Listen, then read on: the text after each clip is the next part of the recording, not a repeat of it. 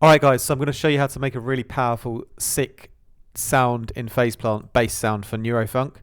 And once you've got it, you can do a lot of other stuff with it. Like here's what it sounds like.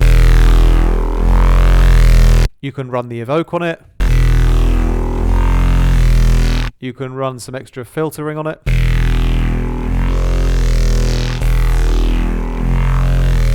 But I'm just going to show you how to create that original bass as it is with no extra processing on, you know? The reason it's really good is because of the low end is really, really powerful. And I've taken a lot of time and care to tweak everything to get it to be, yeah, as kind of nice and fat in the low end as possible. All right. So we're going to run through it step by step and hopefully you'll be able to follow along. I'll try my best to explain it. But yeah, it's basically a case of using two LFOs and using two different wavetables and then slamming them through distortion and filtering, essentially. All right, so the first wavetable here is the dist pew.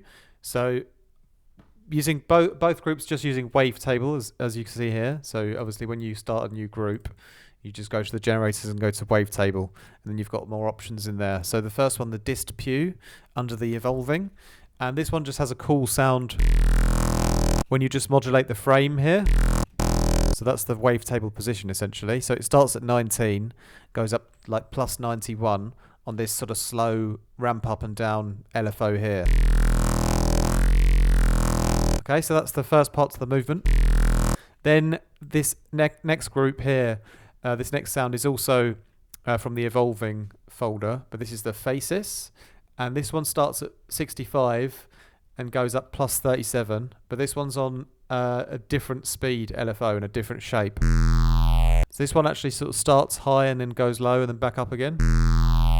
And the speed is slightly slower than the first one, you know. And if you have two different movements, you'll get a good, the idea is to get a good result sort of between those two movements, you know. So both sounds are moving independently from each other. And hopefully in the middle somewhere there'll be a magic tonality that's created. So anyway, that one goes up, as I said, from 65. It starts 37 higher and goes down to 65. They're both at minus 24 here, and they haven't been detuned at all. And so next I'll just put this faces one. I set the output of this to modulate the phase of the first one. And then it swung round to the left 71. So that basically makes it more gritty and distorted, puts a nicer growl into it, you know. Okay, I'm not using the unison because that weakens the sound quite a lot. And I'm staying away from certain plugins which weaken the sound, and I'm just going to show you the ones that I like to use to improve the low end power and give stereo at the same time, you know, because at the moment it's not in stereo really, you know. So next thing then is we can already go over to the effects, and the first thing is like basically a low pass filter, but a one with a bit more of an interesting shape to it. So it starts off about 280 hertz, goes up plus 45 on the percentages here. It's a low pass filter. It's tracked to the second LFO here. And basically what I'm going to be doing is I'm going to be putting some parameters on this LFO and some on this one. And I haven't really done it sort of, you know, with a real strategy. I've just wanted two different movements and I've sort of just tested, you know, both of them out on each setting. Or maybe I've just put one on the setting and it was already good, so I just kind of left it, you know. Anyway, it's the non-linear filter on the biased mode, and so it has a lovely color here. And if you listen to all of the modes, the biased mode beefed up the low end the most. So every time I'm choosing the effects, I'm listening to the low end and making sure that that's got the power in it, you know. So anyway, it's opening up nicely. The drive's all the way up. Then I've got a shaper table on. This is a great one here. It's called the Mega Squared, and it's on the creative folder here. That's a nice one. The Duck Fat's cool too. But the Mega Squared, it has quite a warm, nice sort of low-end tonality to it. And this one again I modulate the bias and the phase, which essentially they just change the sort of distortion shape, you know. So the phase on 25, and then it goes to the left, sort of 9%, and the bias about -6%, and it goes to the right 9% or so, you know.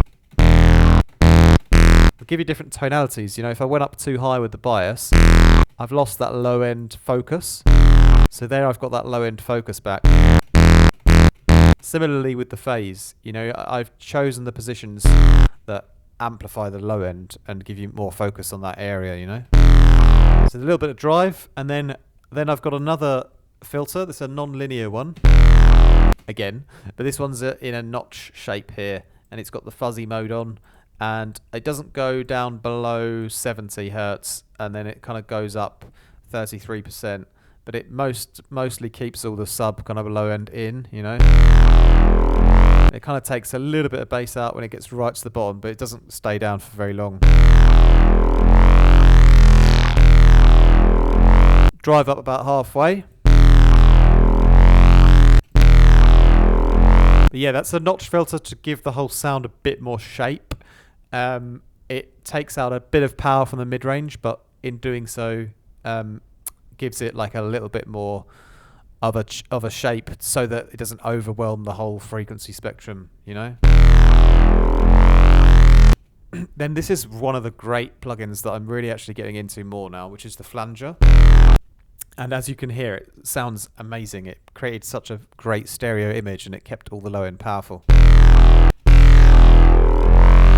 So you can leave the mix up high and then just dial in your settings here, you know. Even the scroll was quite interesting.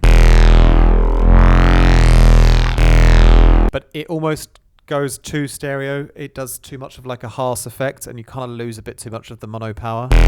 So I'm leaving that off. But even with the mix at 27% on just the normal sort of flanger settings here,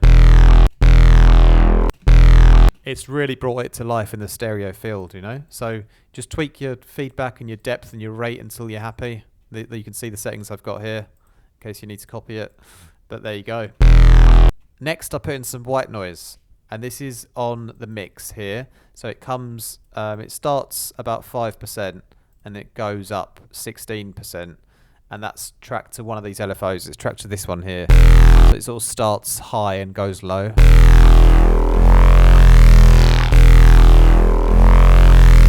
And just like putting in white noise in the generator section here, I kind of often prefer putting in the bandpass noise with the ring mod later on in the signal chain, because I can do it after my low pass, you know. So, you know, if it was before there, then obviously it's a very different sound because it's low passed first, and so I'm adding in high frequencies, you know, high frequency content after the low pass, so it kind of gives you that finish that you need on the sort of top end, you know.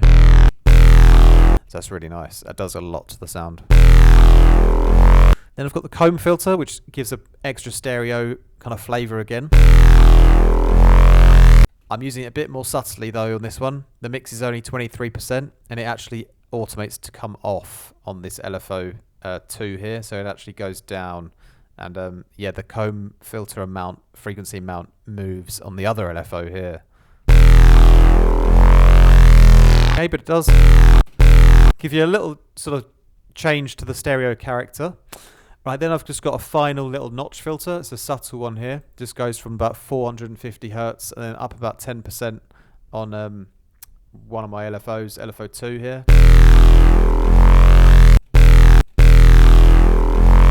Just further putting a shape into the sound. You can see here the gain is at -4.5. You see there's a lot of frequencies around this area. And so by taking a little bit out with a bit of movement, balances out the sound a little bit more, you know. A high-end boost that's tracked to my LFO 2 here, so it kind of boosts up a little bit more at the start and then gets a bit softer, you know.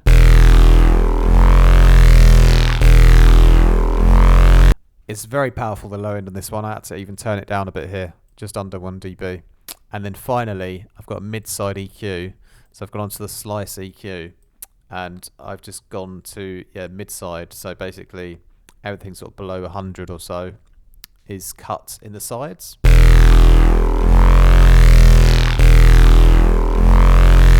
can see here. I don't know if it'll let me, there you go. I selected here, that's the sides, I believe. So here is the sides being cut. And then that's wonderful. And then we just clip the end result, you know? That's it really.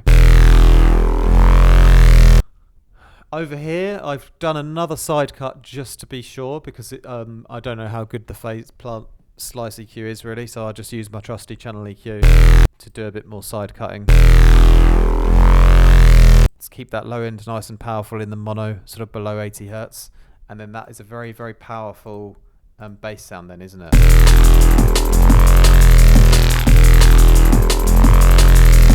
And the lesson here is, you know, you can go for different tonalities, you know, with the different non-linear filter variants, the different distortion variants, and the different wavetables, obviously. But what I do when I do the sound design is I try to always focus on the low-end power, and so I'm sort of limiting myself by, you know, how I select the parameters by always keeping the low-end power the central focus of what I'm doing, you know. So that's why I have a lot of low-end power in all of my phase plant presets that I've done in the past. And yeah, if you guys ever want any preset packs, you know where to look. Just check out my website. There's some sick phase plant packs over there. You can check out all the demos if you haven't. If you're not sure which pack to get, just watch a few demos and you'll find your favorite sounds.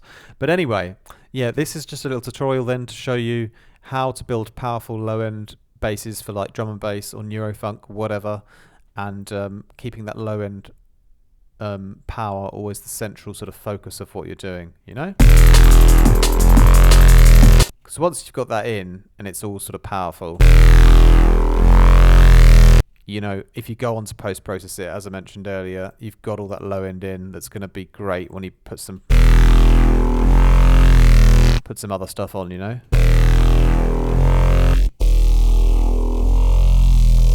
So, but it's going to be harder to get low end power unless it's already sort of built into the sound, you know? So try to make things powerful in the low end as much as you can, is my advice. All right, that's it from me today. More from me very soon.